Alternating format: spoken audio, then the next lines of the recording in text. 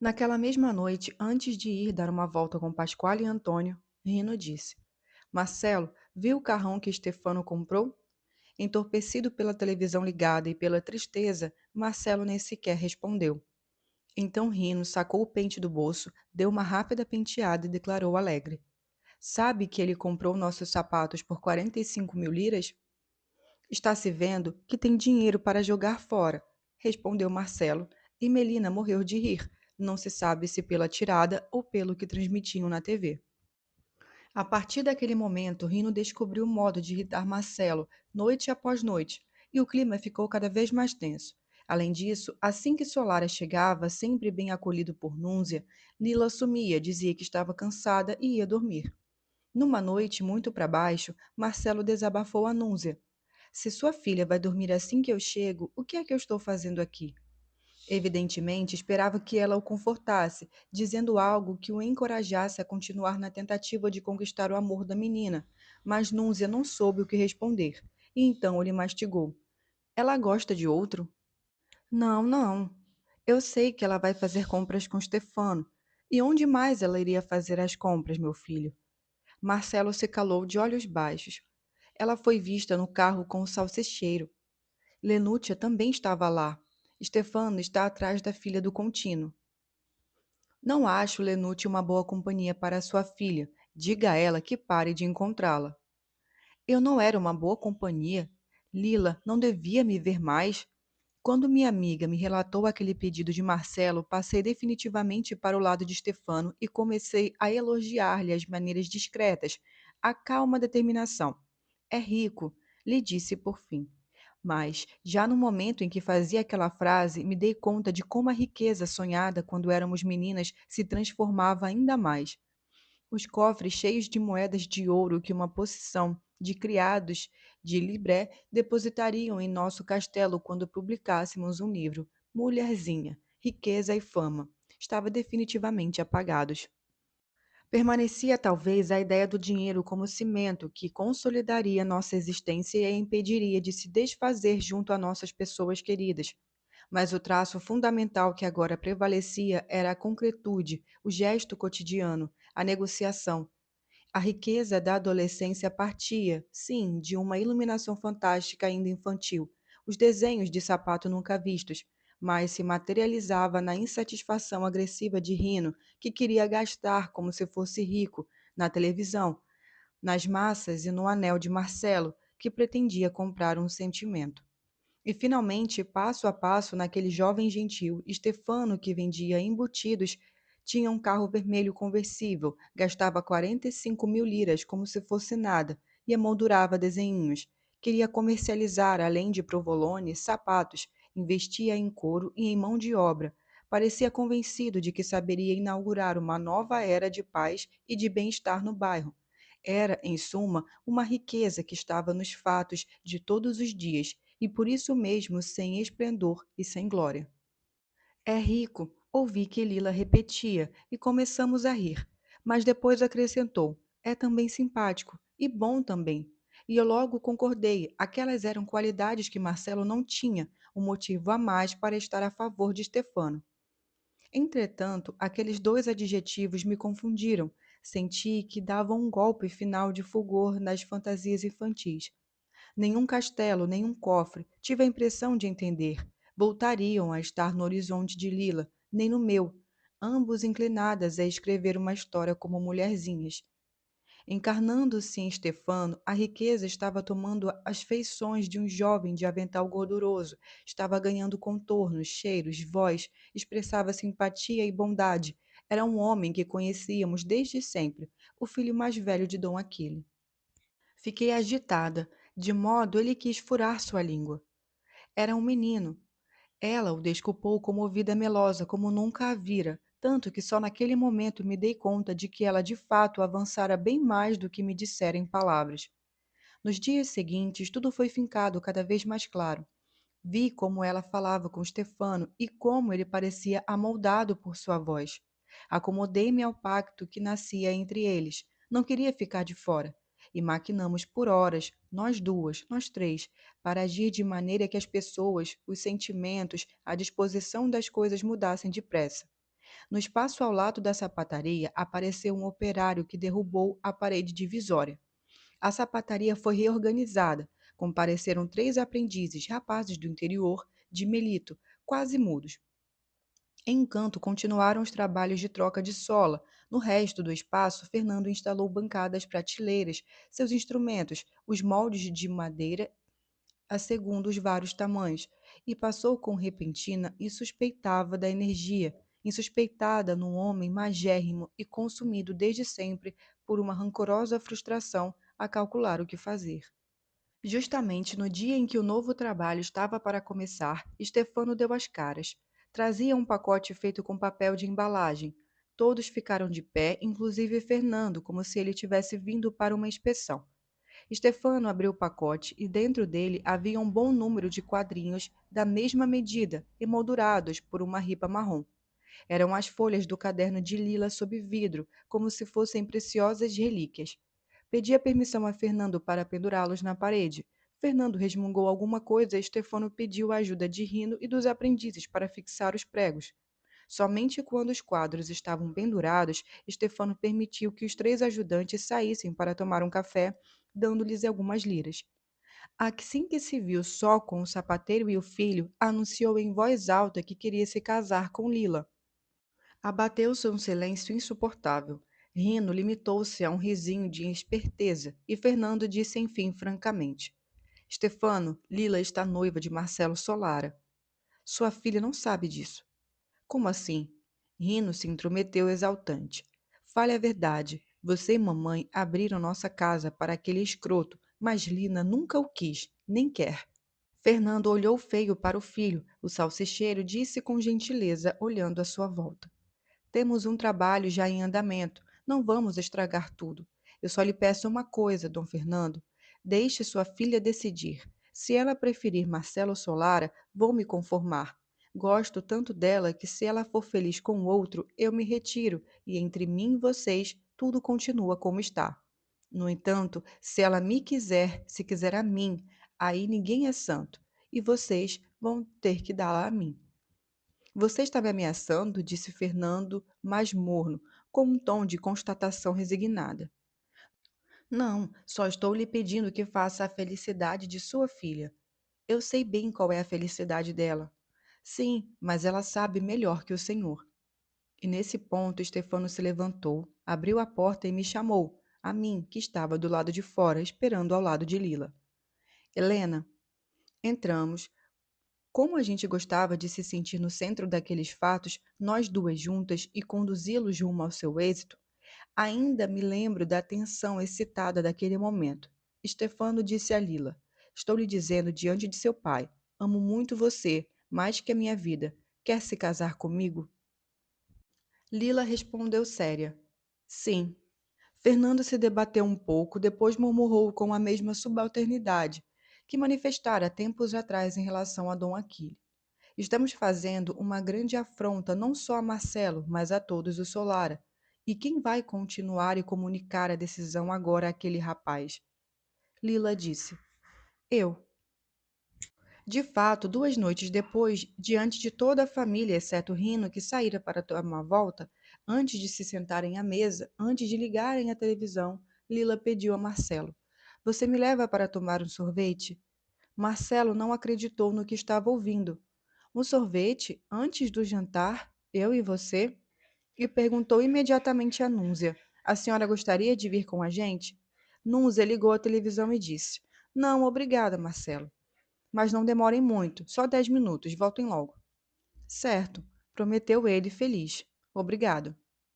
Repetiu obrigado pelo menos 4 vezes. Achava que o momento tão esperado finalmente chegara. Lila estava prestes a lhe dizer sim. Porém, assim que saíram do prédio, ela o afrontou e o escandiu com a gélida crueldade que saía espontaneamente desde os primeiros anos de vida. Nunca lhe disse que gostava de você. Eu sei, mas agora gosta? Não. Marcelo, que era um rapagão de 23 anos, grande e forte, saudável, sanguíneo, se apoiou no poste de luz com o coração partido. Não gosta mesmo? Não, gosto de outro. E quem é? Stefano. Eu já sabia. mas não podia acreditar. Pois deve acreditar, é isso mesmo. Vou matar você e ele. Quanto a mim, pode tentar já agora. Marcelo se afastou do poste furioso, mas com uma espécie de estertor, mordeu a mão direita cerrada, um punho até correr sangue. Gosto muito de você, não posso fazer isso. Então peça isso a seu irmão, a seu pai, a algum amigo seu. Pode ser que eles sejam capazes, mas deixe claro a todos que primeiro devem matar a mim, porque se tocarem em outra pessoa enquanto eu estiver viva, sou eu que mato vocês. E você sabe que sou capaz. Vou começar por você. Marcelo continuou mordendo o dedo com ferocidade. Depois deu uma espécie de soluço reprimido que lhe sacudiu o peito, virou as costas e foi embora. Ela lhe gritou por trás: Mande alguém buscar a televisão. Não precisamos dela. Tudo aconteceu em pouco mais de um mês e Lila, enfim, me pareceu feliz. Tinha encontrado uma saída para o projeto dos sapatos, tinha dado uma oportunidade ao irmão e a toda a família, tinha se livrado de Marcelo Solara e se tornara a noiva do jovem próspero mais estimado do bairro. O que mais poderia querer? Nada. Lila tinha tudo e eu, nada. Quando a escola recomeçou, sofri seus dias cinzentos mais que o habitual. Fui reabsorvida pelos estudos e, para evitar que os professores me pegassem despreparada, voltei a queimar as pestanas até às 11 da noite e a pôr o despertador para as 5:30. Passei a ver Lila cada vez menos. Em compensação, ficaram mais estreitos os laços com o irmão de Stefano, Afonso. Mesmo trabalhando sempre na charcutaria, ele tinha conseguido passar brilhantemente nos exames de recuperação, com 7 em cada uma das matérias em que tinha sido reprovado: latim, grego e inglês. Gino, que torcera por sua reprovação para que os dois repetissem juntos o quarto ginásio, ficou muito mal. Quando percebeu que nós dois, agora no quinto ano, íamos para a escola juntos e voltávamos todos os dias, ficou ainda mais irritado e cedeu à mesquinharia. Não dirigiu mais a palavra nem a mim, sua ex-namorada, nem a Afonso, seu ex-parceiro de banco. E isso, apesar de estar na sala ao lado da nossa e nos encontrar frequentemente nos corredores e nas ruas do bairro. Mas fez pior. Logo fiquei sabendo que contava coisas feias sobre nós. Dizia que eu estava apaixonada por Afonso e que o bolinava durante as aulas, embora Afonso não correspondesse, porque, como ele bem sabia, depois de ter estado um ano a seu lado, ele não gostava de meninas, preferiria rapazes. Relatei a coisa ao pequeno Carrate, esperando que ele fosse quebrar a cara de Gino, como era obrigatório naqueles casos, mas ele se limitou a dizer num tom de desprezo em dialeto: Todos sabem que a bichinha é ele. Afonso foi uma descoberta agradável e providencial. Emanava uma impressão de limpeza e boa educação. Apesar de se parecer muito com Stefano nos traços, os mesmos olhos, o mesmo nariz, a mesma boca, apesar, ao crescer, seu corpo estava se delineando de modo idêntico com a cabeça grande, as pernas um tanto curtas em relação ao tronco. Apesar de, no olhar e nos gestos, manifestar a mesma candura, eu sentia nele uma total ausência daquela determinação que, ao contrário, espreitava em cada célula de Stefano e que, ao meu ver, no fim das contas, reduzia sua gentileza a uma espécie de esconderijo do qual era saltaria fora a qualquer momento. Alfonso era um rapaz que transmitia tranquilidade, essa espécie de ser humano, rara no bairro, da qual você sabe que não precisa esperar nada de ruim. Fazíamos o percurso trocando poucas palavras, mas não sentíamos constrangimento. Ele sempre tinha o que eu precisava, e se não tivesse, saía correndo para buscar. Ele me amava sem nenhuma atenção, e eu mesma me afeiçoei a ele serenamente. No primeiro dia de escola, acabamos nos sentando no mesmo banco, coisa ousada naquela época, e mesmo os outros meninos debochando dele por sempre estar atrás de mim e as meninas me perguntando em parar se éramos amigos ou namorados. Nenhum dos dois se decidiu a mudar de lugar. Ele era uma pessoa confiável. Se percebia que eu precisava de um tempo para mim, me esperava de longe ou se despedia e ia embora. Se notava que eu queria que ficasse ao meu lado, não arredava o pé, mesmo que tivesse outras coisas a fazer. Eu me servi dele para escapar de Nino. Quando, pela primeira vez depois de Ixia, nos vimos de longe, Nino veio imediatamente a meu encontro com um ar muito amigável, mas eu liquidei com 2 frases frias. No entanto, eu o amava muito. Bastava sua figura alta e delgada despontar e eu já ficava vermelha com o coração aos pulos. No entanto, agora que Lila estava de fato namorando oficialmente e com que namorado, né? Um homem de 22 anos, não um menininho, gentil, decidido, corajoso, estava mais do que na hora que eu também arranjasse um namorado invejável, reequilibrando assim nosso relacionamento. Seria maravilhoso sairmos aos quatro, Lila com seu noivo, eu com o meu. Claro, Nino não tinha um conversível vermelho. Claro, era um estudante do segundo ano do liceu, não tinha um centavo no bolso. Mas era 20 centímetros mais alto que eu, enquanto Stefano era alguns centímetros mais baixo que Lila. E podia falar no italiano de livro se quisesse. Lia e pensava sobre tudo, era sensível às grandes questões da condição humana. Enquanto Stefano vivia trancado em sua chacurtaria, falava quase exclusivamente em dialeto, não fora além da escola profissionalizante, era a mãe que cuidava do caixa da loja porque fazia contas melhor que ele, e mesmo tendo bom caráter, era sensível acima de tudo à circulação lucrativa do dinheiro. Porém, por mais que a paixão me devorasse, por mais que eu visse com clareza todo o prestígio que alcançaria aos olhos de Lila juntando-me a ele, pela segunda vez que o encontrava e me apaixonava, não me senti pronta a estabelecer uma relação. O motivo me pareceu bem mais consistente do que dos tempos de infância. Vê-la me fazia lembrar imediatamente de Nonato Sarratori, embora não se parecesse com ele nem um pouco. E o asco, a raiva que me suscitava a lembrança do que seu pai fizera sem que eu tivesse sido capaz de rejeitá-lo, se estendiam até ele. Claro, eu o amava. Desejava falar com ele, passear com ele, e às vezes pensava me atormentando. Por que você está agindo assim? O pai não é o filho não é o pai. Faça como Stefano fez com os Peluso, mas não conseguia. Assim que imaginava um beijo entre nós, sentia a boca de Donato e uma onda de prazer e náusea confundia pai e filho numa única pessoa. Para complicar ainda mais a situação, houve um episódio que me alarmou. Agora, Afonso e eu tínhamos o hábito de voltar para casa a pé. Íamos até a Praça Nazionale e depois alcançávamos a Avenida Meridionale. Era uma longa caminhada, mas falávamos de trabalhos, de professores, dos nossos colegas e era agradável. Até que uma vez, pouco depois dos mangues, no início da estradão, me virei e tive a impressão de ter visto na plataforma da ferrovia um uniforme de fiscal, Donato Sarratori. Estremeci de raiva e de horror, desviando imediatamente o olhar. Quando tornei a olhar, não estava lá. Verdadeira ou falsa que fosse essa aparição, ficou-me impresso o barulho do coração no peito como um disparo, e não sei por que me voltou à memória o trecho da carta de Lila sobre o barulho que a panela de cobre fizera ao explodir. Aquele mesmo barulho voltou já no dia seguinte, idêntico, só de ver Nino à distância. Então, assustada, me refugiei no afeto de Afonso, e tanto na estrada quanto na saída, me mantive sempre perto dele. Assim que aparecia a figura esguia do rapaz que eu amava, me voltava para o filho menor de Dom Aquílio como se tivesse coisas urgentes a lhe dizer e nos afastávamos conversando. Em suma, foi um período confuso. Eu queria poder me agarrar a Nino, mas em vez disso estava o tempo todo grudada com Afonso.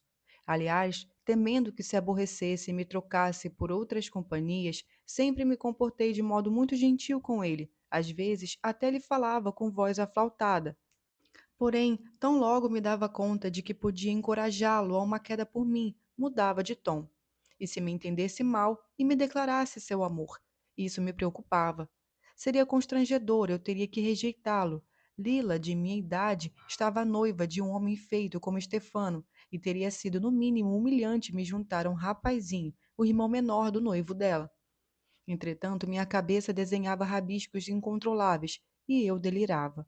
Certa vez em que voltava com Afonso pela Avenida Meridionale e a sentia ao meu lado como um escudeiro a me escoltar entre os mil perigos da cidade, achei bonito que os dois Corati, Stefano e ele, de algum modo assumissem a função de proteger, ainda de modo diverso, a Lila e a mim do mal mais negro do mundo, aquele mesmo mal que tínhamos experimentado pela primeira vez, justamente subindo as escadas que levavam à casa deles, quando fomos recuperar as bonecas que seu pai nos havia roubado.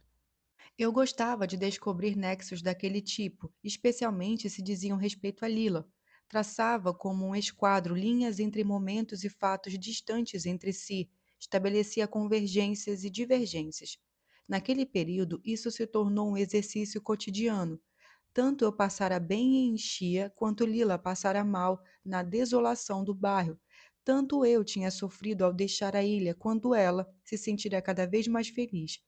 Era como se, por uma magia malévola, a alegria ou a dor de uma implicasse a dor ou a alegria da outra. Tive a suspeita de que até o aspecto físico participava dessa gangorra.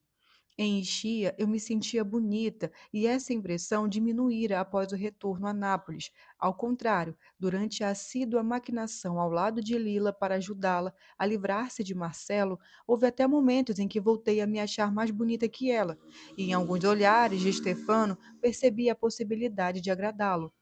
Mas agora Lila tinha retomado a dianteira, a satisfação lhe multiplicara a beleza, ao passo que eu, envolvida nos trabalhos da escola, consumida na paixão frustrada por Nino, estava mais uma vez ficando feia.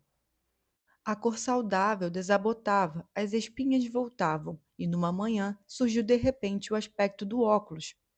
O professor Gerassi me interrogou sobre algo que tinha escrito na lousa e percebeu que eu não enxergava quase nada. Ele disse que eu precisava ir logo a um oculista. Quis escrever a recomendação em meu caderno. Solicitou para o dia seguinte a assinatura de um dos meus pais. Voltei para casa e mostrei o caderno. Estava cheia de sentimentos de culpa pela despesa que as lentes causariam. Meu pai fechou a cara e minha mãe gritou: Você está sempre em cima dos livros, acabou estragando a vista. Fiquei muito mal. Então eu tinha sido punida pela ousadia de querer estudar. Mas e Lila? Não tinha lido bem mais que eu? Então por que o motivo a visão dela era perfeita enquanto eu enxergava cada vez menos? Por que eu precisaria usar lentes pelo resto da vida e ela não? A necessidade de óculos acentuou em mim a ânsia de encontrar um traçado que, para o bem e para o mal, mantivesse unidos o meu destino e o de minha amiga. Eu, cega, ela, um falcão. Eu, com a pupila opaca, ela, com aqueles olhos estreitos que desde sempre lançavam flechas e viam longe. Eu, agarrada a seu braço em meio às sombras, ela a me conduzir com um olhar rigoroso. Por fim, graças a seus contatos na prefeitura, meu pai conseguiu dinheiro. Fui ao oftalmologista que me diagnosticou uma forte miopia e os óculos se materializaram. Quando me vi no espelho, minha imagem excessivamente nítida foi um duro golpe. Impurezas da pele, cara larga, boca grande, nariz grosso e olhos aprisionados na moldura da armação, que parecia ter sido projetada com raiva por um design de sobrancelhas já por si muito espessas. Me senti definitivamente desfigurada e decidi usá-los somente em casa, ou no máximo se precisasse copiar alguma coisa no quadro negro. Mas uma manhã, na saída da escola, esqueci-os no banco. Voltei à sala correndo, mas o pior já tinha acontecido. Na agitação que cogitava a todos nós quando soava o último toque, os óculos tinham caído no chão. Agora estava com uma haste quebrada e uma lente partida. Comecei a chorar. Não tive coragem de voltar para casa. Me refugiei com Lila em busca de ajuda. Contei o que tinha acontecido e ela me pediu para ver os óculos. Os examinou. Disse que os deixasse com ela. Expressou-se com uma determinação diferente da que tinha em geral. Mostrou-se mais calma, como se já não fosse necessário bater-se até o extremo por cada mínima coisa. Imaginei alguma intervenção milagrosa de Rino com seus instrumentos de sapateiro e voltei para casa esperando que meus pais não notassem que eu estava sem as lentes. Dias depois, num fim de tarde, ouvi alguém me chamando no pátio. Lá estava Lila, com meus óculos no nariz, e à primeira vista o que mais me chamou a atenção foi seu aspecto de novo, mas que a deixava mais bonita. Desci às pressas pensando: por que nela, que não precisa, os óculos ficam bem e em mim, que não posso prescindir deles, estraga o meu rosto? Assim que apareci no portão, ela tirou os óculos rindo, batendo as pálpebras e disse: Me fazem mal os olhos. e os colocou ela mesma em meu nariz, exclamando: Como você fica bem com eles, deve usá-los sempre. Tinha dado os óculos a Stefano, que os levava a uma ótica no centro. Murmurei constrangida que eu nunca poderia retribuir aquela gentileza, e ela replicou irônica, talvez com uma ponta de perfídia. Retribuir em que sentido? Dar o dinheiro. Então sorriu e disse orgulhosa: Não precisa, agora faço o que bem entender com o dinheiro. O dinheiro reforçou ainda mais a impressão de que aquilo que me faltava ela possuía de sobra e vice-versa, num jogo contínuo de trocas e reviravoltas que, ora com alegria, ora com sofrimento, nos tornavam indispensáveis uma à outra. Ela tem Stefano. Me perguntei após o episódio dos óculos. Basta estalar os dedos e num segundo conserta minhas lentes. E eu tenho o quê? Respondi que eu tinha a escola, privilégio que ela havia perdido para sempre. Essa é a minha riqueza, tentei me convencer. E de fato, naquele ano, os professores, todos eles, voltaram a me elogiar. Os boletins foram cada vez mais brilhantes e até o curso teológico por correspondência foi muito bem. Recebi como prêmio uma Bíblia de capa preta. Exibi meus sucessos como se fossem um bracelete de prata de minha mãe, mas não sabia o que fazer com aquela competência. Na sala não havia ninguém com quem eu pudesse discutir as coisas que lia, as ideias que me vinham à mente. Afonso era um rapaz esforçado. Depois da derrapada do ano anterior, ele retomara o rumo e agora estava acima da média em todas as matérias. Porém, quando tentava refletir com ele sobre os noivos, eu sobre os maravilhosos romances que eu continuava pegando emprestado na biblioteca do professor Ferraro, ou até sobre o Espírito Santo, ele se limitava a ouvir e, por timidez ou por incipiência, não falava nada que me estimulasse outros pensamentos.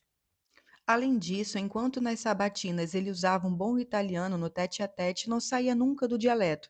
E em dialeto era difícil raciocinar sobre a corrupção da justiça terrena, como bem se via durante o almoço na casa de Dom Rodrigo, ou sobre as relações entre Deus, o Espírito Santo e Jesus, que, mesmo sendo uma única pessoa, quando se descompunham em três, a meu ver, deveriam necessariamente ordenar-se segundo uma hierarquia.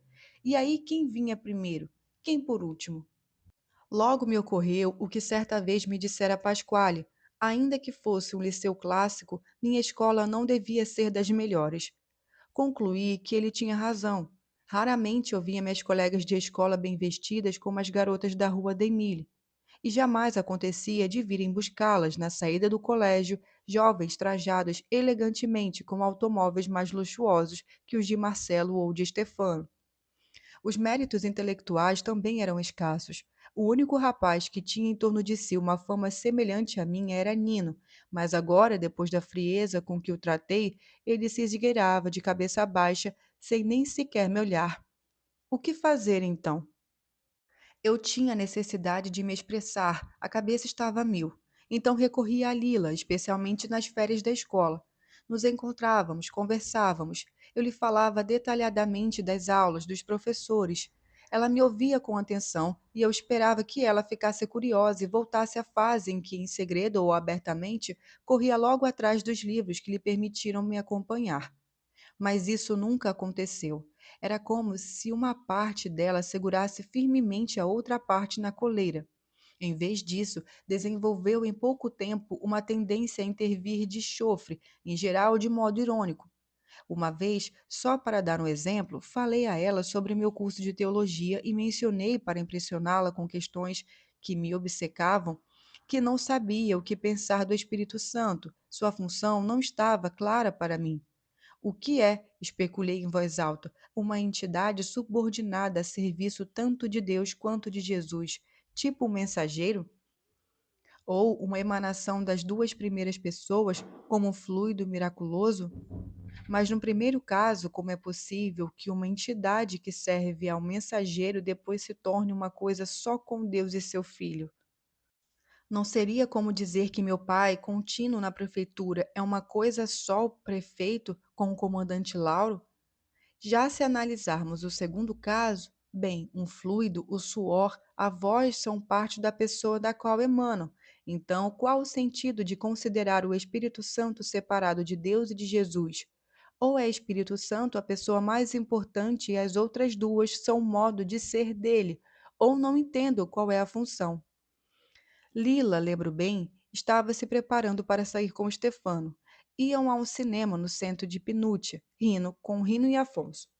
Eu a observava enquanto ela vestia uma saia nova, um casaco novo, e agora era mesmo outra pessoa. Até os tornozelos tinham deixado de ser dois palitos. Entretanto, vi que seus olhos se estreitavam como quando tentava capturar algo fugido. Disse em dialeto: Você ainda perde tempo com essas coisas, Helena. Nós estamos voando sobre uma bola de fogo. A parte que esfriou flutua sobre a lava. Sobre esta parte construímos prédios, pontes e estradas. De vez em quando, a lava sai do Vesúvio ou então provoca um terremoto que destrói tudo. Há micróbios por todo lado que nos fazem adoecer e morrer. Há as guerras, há uma miséria ao redor que nos torna todos ruins. A cada segundo pode acontecer alguma coisa que lhe fará sofrer de uma maneira que nunca haverá lágrimas suficientes. E você faz o quê? Um curso de teologia e se esforça para entender o que é o Espírito Santo? Deixa para lá, foi o diabo que inventou o mundo, não o Pai, o Filho e o Espírito Santo. Quer ver o fio de pérolas que Stefano me deu? Falou assim, a grosso modo, me confundindo, e não só naquela circunstância, mas sempre com maior frequência, até que aquele tom se estabilizou, tornou-se seu modo de me fazer à frente. Se eu dizia algo sobre a Santíssima Trindade, ela, com poucas frases apressadas, mas quase sempre benevolentes, eliminava qualquer conversa possível e passava a me mostrar os presentes de Stefano, um anel de noivado, o colar, um vestido novo, um chapeuzinho, enquanto as coisas que me entusiasmavam, com as quais eu me enfeitava diante dos professores, tanto que eles me consideravam excelente, se esvaziavam num tanto desprovidas de sentido. Eu deixava para lá as ideias, os livros, passava a admirar todos aqueles mimos em contraste com a mesma casa pobre de Fernando, o sapateiro, provava as roupas e os objetos de valor, quase imediatamente constatava que em mim nunca ficariam tão bons quanto nela, e batia em retirada. No papel de noiva, Lila foi muito invejada e causou não pouco descontentamento. De resto, se seu modo de ser já irritava quando era uma menina raquítica, imagina agora que era uma mulher de sorte. Ela mesma me contou sobre as crescentes hostilidades da mãe de Stefano e principalmente de Pinúcia. As duas mulheres tinham pensamentos maldosos, nitidamente estampados na cara, que a filha do sapateiro pensava que era. Que poção maléfica tinha dado a Stefano? Como é que bastava ela abrir a boca e ele imediatamente abria a carteira? Vai querer dar uma de dona em nossa casa? Se Maria se limitava a um aborrecimento silencioso, Pinute não se continha e explodia, voltando-se contra o irmão. Por que você compra tudo para ela e para mim não só nunca me deu nada, mas ao contrário, nas raras vezes em que eu comprava alguma coisa para mim, sempre me criticou dizendo que eu fazia gastos inúteis. Stefano exibia seu meio sorriso tranquilo e não replicava, mas não demorou muito, coerente com sua linha de mediação, passou a dar presentes também à irmã. Foi assim que começou uma disputa entre as duas jovens que iam ao cabeleireiro juntas e compravam vestidos idênticos. Mas isso só fez exasperar Penute ainda mais. Ela não era feia, tinha alguns anos a mais que nós, talvez fosse até mais bem feita, mas o efeito que qualquer roupa ou objeto faziam em Lila não era sequer comparável ao efeito que faziam nela. A primeira a se dar conta disso foi a mãe.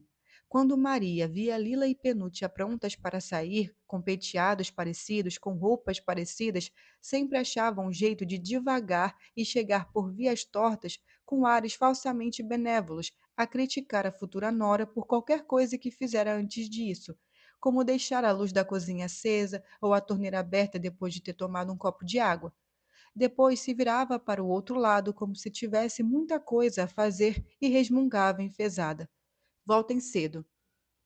Nós, meninas do bairro, logo tivemos problemas parecidos. Nos dias de festa, Carmela, que insistia em ser chamada de Carmen, Ada e Guilhola começaram a se enfeitar, sem o admitir, sem dizer entre si, numa competição com Lila.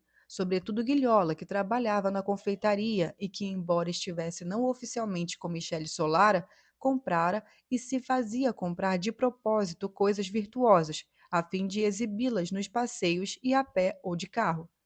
Mas não havia disputa. Lila parecia inalcançável, uma figura deslumbrante à contraluz.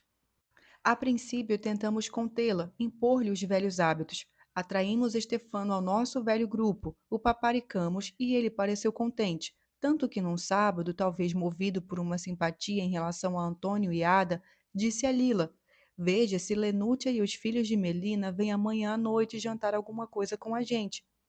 Aquele agente queria dizer eles dois com Penúcia e Rino, que agora fazia questão de passar o tempo livre com o futuro cunhado. Aceitamos, mas foi uma noite complicada. Temendo destoar, Ada pegou emprestado um vestido de guilhola. Stefano e Rino escolheram não uma pizzaria, mas um restaurante em Santa Luzia. Como nem eu, nem Antônio, nem Ada nunca tínhamos ido a um restaurante, coisa de granfino, fomos vencidos pela ansiedade. Como se vestir? Quanto custaria? Enquanto os quatro saíram com a Giordenata, nós chegamos à Praça dos Plebiscito de ônibus e fizemos o resto do percurso a pé. Quando chegamos ao restaurante, eles pediram com desenvoltura muitos pratos e nós quase nada, com medo de que a conta ficasse muito alta para nossas possibilidades. Ficamos quase sempre calados, porque Stefano e Rino falavam sobretudo de dinheiro e nem pensavam em envolver pelo menos Antônio em conversas de outro tipo. Ada, inconformada com a situação de marginalidade, passou a noite toda tentando atrair a atenção de Stefano com afetações excessivas que incomodaram o irmão. Ao final, quando chegou a hora de pagar a conta, descobrimos que o salsicheiro já tinha acertado tudo. E se Rino não se importou nem um pouco com isso, Antônio voltou furioso para casa, porque mesmo tendo a mesma idade de Stefano e Rino, mesmo trabalhando com eles, ele se sentira tratado como um mendigo. Mas o fato mais significativo foi que eu e Ada nos conversamos e nos sentimentos diversos nos demos conta de que num local público, fora da relação amigável e íntima, não sabíamos o que dizer a Lila, nem como tratá-la. Estava tão bem maquiada, tão bem vestida, que parecia adequada ao restaurante e ao carro em que eles foram jantar, ao conversível, mas já fisicamente inadaptada a pegar o metrô com a gente e a andar de ônibus, a passear a pé, a comer uma pizza na Avenida Garibaldi e ir ao cinema da paróquia, a dançar na casa de Guilhola. Naquela noite ficou evidente que Lila estava mudando de status. Ao longo dos dias, dos meses, se tornou uma senhorinha que imitava os modelos das revistas de moda, as garotas da TV, as jovens que tinha visto passeando na rua Chiara. Quando aparecia, emanava um brilho que parecia uma bofetada violenta na cara miserável do bairro. O corpo cujos vestígios de menina ainda persistiam quando costuramos juntas a trama que levaria ao noivado com Estefano foi rapidamente lançado a territórios escuros. Já à luz do sol se mostrou uma jovem mulher que, quando aos domingos saía de braço dado com o noivo, parecia aplicar uma cláusula de seu acordo de casal. Com seus presentes, Stefano parecia querer mostrar ao bairro que, se Lila era bonita, podia ser cada vez mais, e ela parecia ter descoberto o prazer de se aurir na fonte inesgotável de sua beleza e sentir e exibir que nenhum perfil bem desenhado podia contê-la de uma maneira definitiva.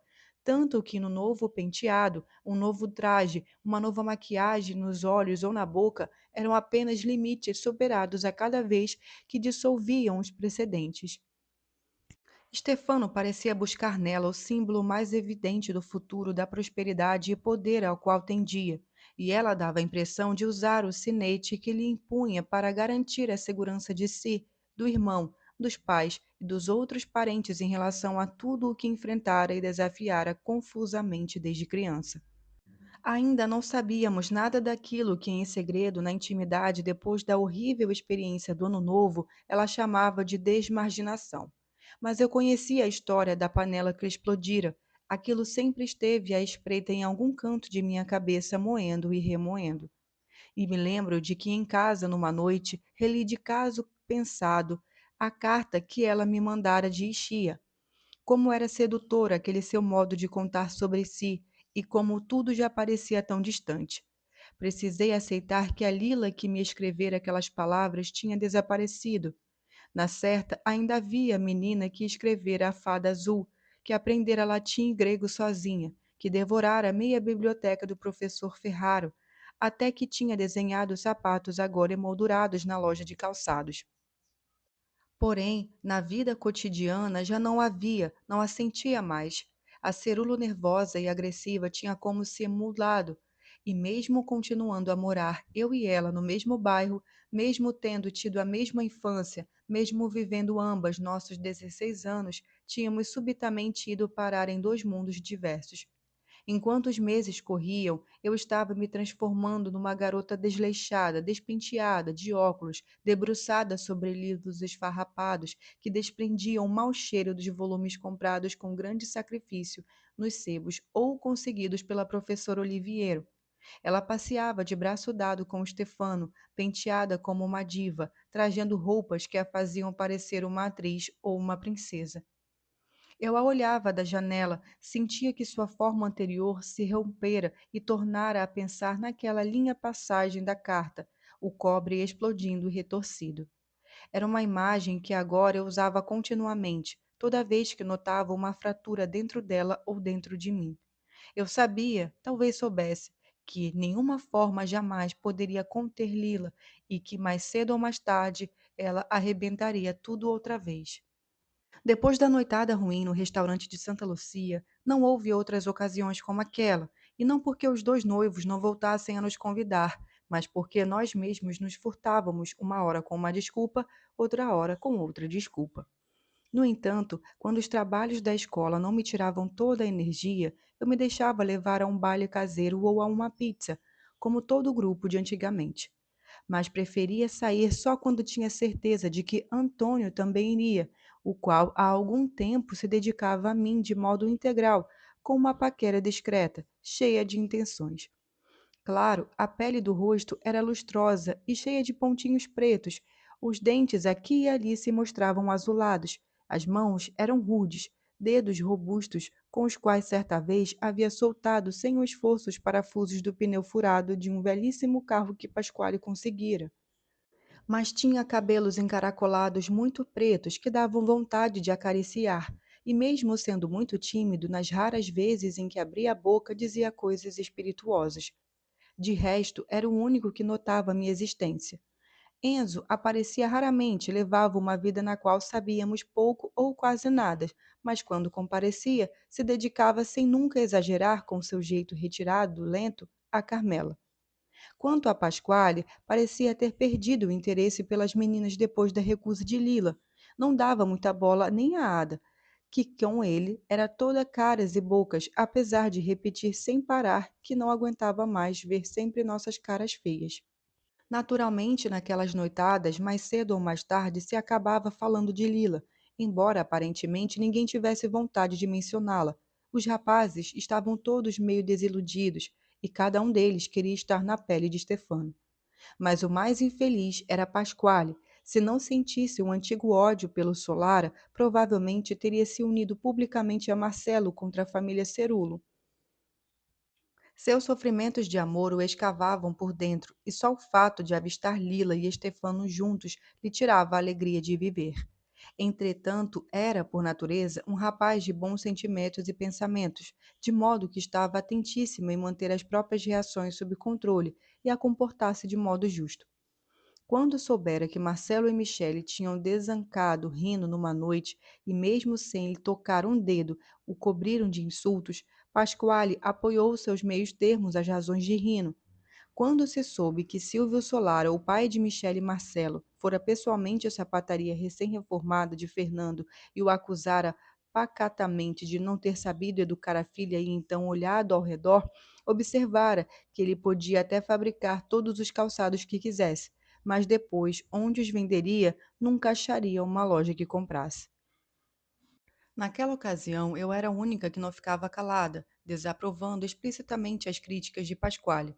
Rebatia com coisas do tipo: não é nada fácil fugir de casa, não é nada fácil ir contra a vontade das pessoas que você ama.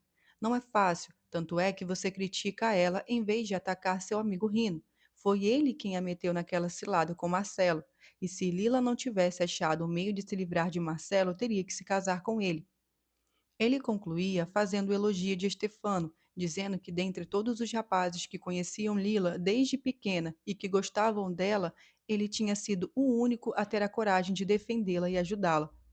Fazia-se então um pesado silêncio, e eu me sentia muito orgulhosa de ter rechaçado qualquer crítica que a minha amiga poderia ter, com o tom de uma linguagem que, de resto, deixara todos intimidados. Mas uma noite terminou em briga feia. Estávamos todos, inclusive Enzo, comendo uma pizza, num lugar onde a margarita e uma cerveja custavam 50 liras. Daquela vez foram as meninas que começaram. Ada, acho, falou que Lila, segundo ela, era ridícula de andar por aí sempre cheirando a salão de beleza e com vestidos como o de princesa Soraya, apesar de pôr veneno de barata na porta de casa e uns dias mais, outros menos, todos rimos.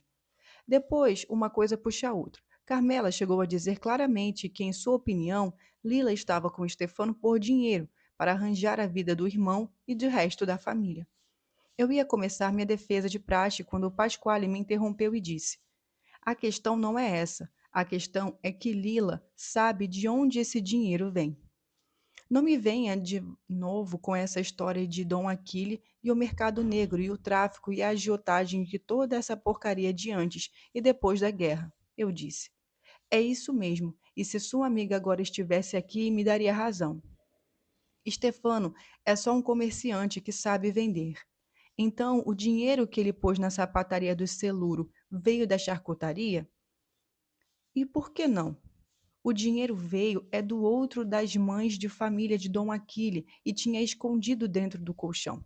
Li na banca de madame com o sangue de toda a gente pobre do bairro, e até sendo mantida ela e toda a família antes mesmo de se casar. Eu estava para responder quando Enzo se intrometeu com seu distanciamento habitual. Desculpe, Pasquale, mas qual o significado de estar sendo mantida?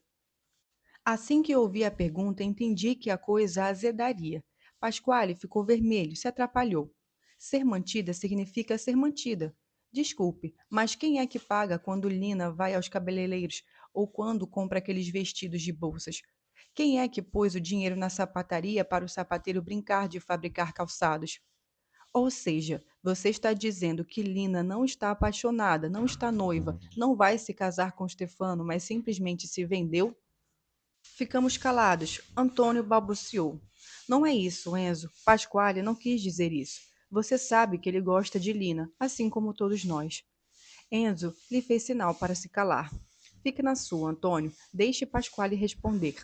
Pasquale disse enfesado. Sim, ela se vendeu e não está nem aí para o fedor da grana que gasta todo dia. Nessa altura, tentei de novo dizer minha opinião, mas Enzo me tocou o braço. Desculpe, Helena. Quero saber como é que Pasquale chama uma mulher que se vende. Então, Pasquale teve o ímpeto de violência que todos percebemos em seus olhos e desabafou o que há meses tinha em mente de dizer e gritar a todo o bairro. Puta, eu chamo de puta. Lina se comportou e está se comportando como uma puta. Enzo se levantou e disse quase em voz baixa: Venha para fora. Não vamos exagerar, Enzo. Pasquale não está fazendo nenhuma acusação, só está fazendo uma crítica que qualquer um de nós poderia fazer. Enzo então respondeu, dessa vez em voz alta: Eu não, e se dirigiu para a saída, escandindo: Espero vocês dois lá fora. Impedimos Pasquale e Antônio de segui-lo, e então aconteceu nada. Se limitaram a ficar de cara amarrada por uns dias, e depois tudo voltou ao normal. Relatei essa briga para dar uma ideia de como foi aquele ano e do clima que cercou as escolhas de Lila, especialmente entre os rapazes que secreta ou explicitamente a tinham amado, a tinham desejado e com toda a probabilidade ainda a amavam e desejavam. Quanto a mim, é difícil definir o emaranhado de sentimentos que me heredava. Em todas as ocasiões, eu defendia Lila e gostava desse papel. Gostava de me ouvir falando com a autoridade de quem faz estudos avançados, mas também sabia que poderia contar de bom grado, quem sabe até com exageros, como Lila estava de fato seguindo cada movimento de Stefano, e eu, ao lado dela, concatenando passo a passo como se aquilo fosse um problema de matemática, até chegar ao resultado. Arranjar-se o irmão, tentar levar a cabo o projeto da fábrica de calçados e até conseguir dinheiro para consertar meus óculos quebrados. Eu passava em frente à velha loja de Fernando e experimentava um sentimento de vitória por interposta pessoa. Lila evidentemente conseguira. A sapataria, que nunca tivera um letreiro, agora expunha em cima da velha porta uma espécie de tabuleta com a descrição: Cerulo, Fernando. Rino e os três aprendizes trabalhavam colando, orlando, martelando e esmerilhando de manhã até tarde da noite, inclinados em suas mesas. Sabia-se que o pai e filho agora brigavam muito. Sabia-se que Fernando defendia não ser possível fabricar os sapatos, especialmente os de mulher, de acordo com os desenhos de Lila, que eram apenas uma fantasia de menina. Sabia-se que Rino defendia o contrário e pedia a Lila que intervisse nessa situação.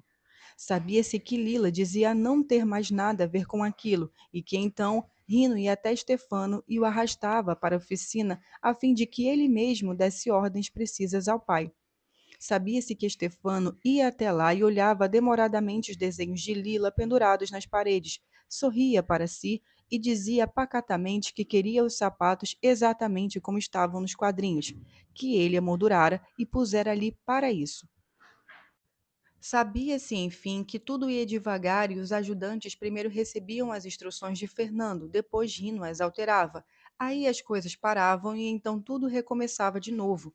Fernando se dava conta das mudanças e tornava a mudar e vinha Stefano e as coisas voltavam a estaca zero, em meio a gritos e objetos quebrados. Eu dava uma olhada e saía de fininho, mas os quadrinhos na parede não me saíam da cabeça. E pensava: esses desenhos para Lila foram uma fantasia, não tem a ver com dinheiro, não faz sentido vendê-los.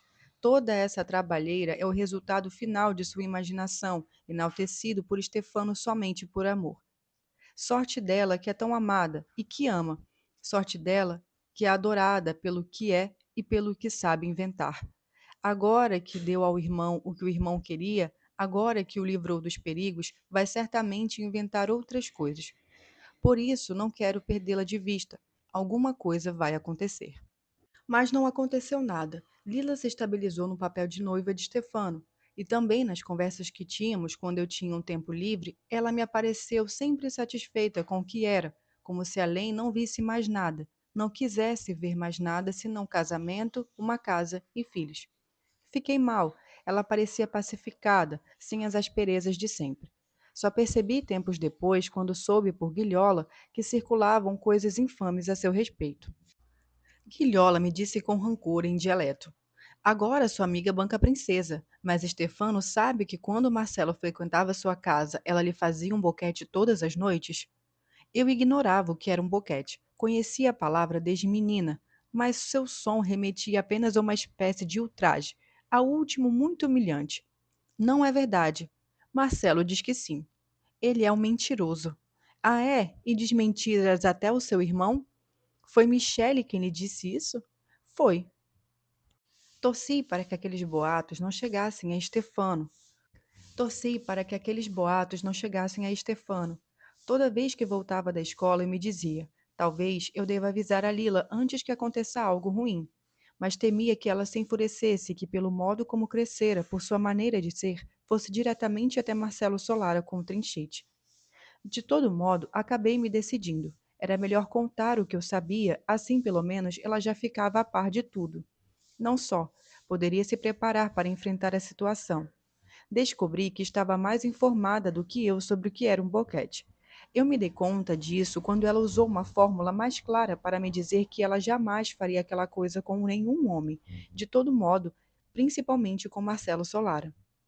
Depois me contou que o boato já tinha chegado aos ouvidos de Stefano e que ele lhe perguntara que tipo de relação ela mantivera com Marcelo no período em que ele frequentou sua casa. Ela respondera com raiva: nenhum, você está louco? E Estefano se apressou em dizer que acreditava nela, que nunca tivera dúvidas, que só lhe fizera aquela pergunta para que ele soubesse que Marcelo contava safadezas a seu respeito. Mas enquanto isso, assumiram uma expressão absurda de quem, sem querer, percorre cenas de chacina que se formam na mente. Lila percebera isso e ambos discutiram longamente. Confessou que também ela sentia fome de sangue nas mãos. Mas para quê? Depois de muito conversar, decidiram de comum acordo que ficariam um degrau acima do Solara e da lógica do bairro. Um degrau acima? Perguntei surpresa. Sim, ignorá-los. Marcelo, o irmão dele, o pai, o avô, todos. Agir como se não existissem. Assim, Stefano continuou com seu trabalho sem se preocupar em defender a honra de sua futura esposa. Lila continuou com sua vida de noiva sem recorrer ao trinchete ou a qualquer outra coisa, e os Solara continuaram difundindo obscenidades. Eu me despedia estupefada. O que estava acontecendo? Não conseguia entender. O comportamento do Solara me parecia mais claro, mais coerente com o mundo que conhecíamos desde a infância.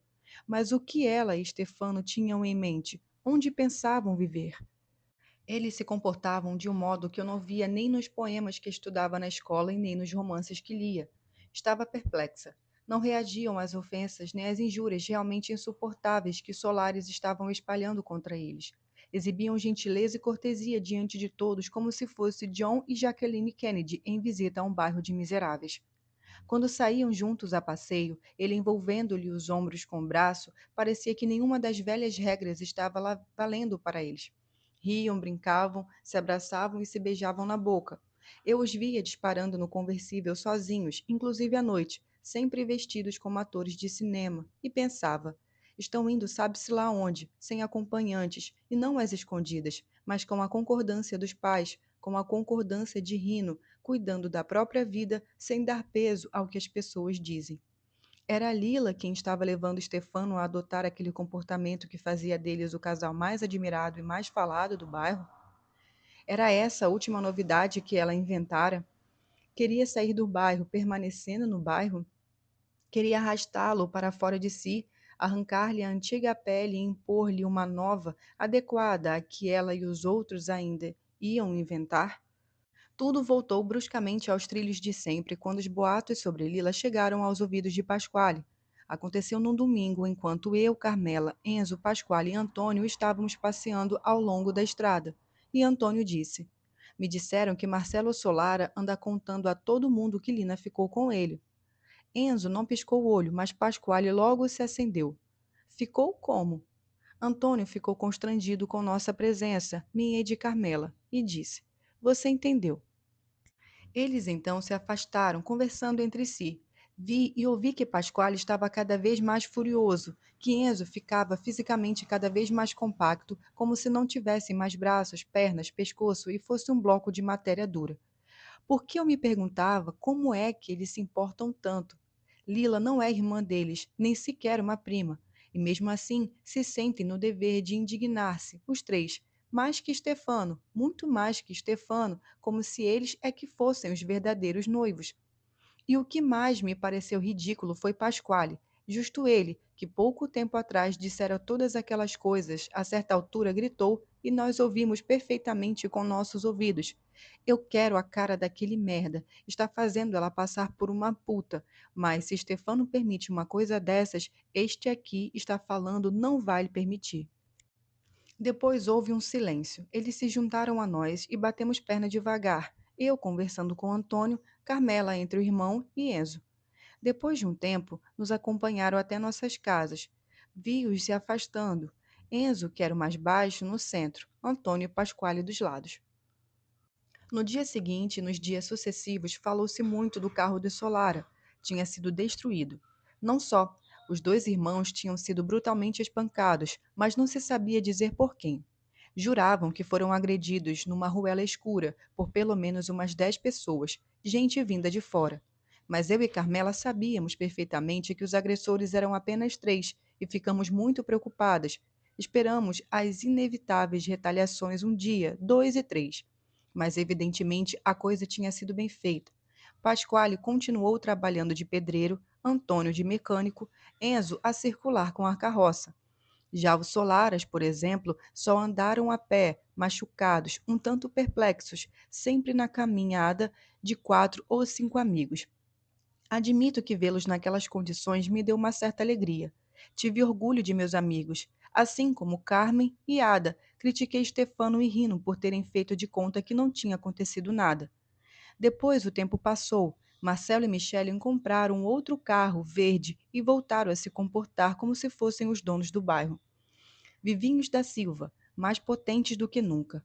Sinal de que Lila talvez tivesse razão. Gente daquela laia era preciso combater conquistando uma vida superior, uma vida que eles não podiam sequer imaginar. Enquanto eu fazia as provas do quinto ginasial, ela me anunciou que na primavera, há poucos meses de completar 17 anos, se casaria.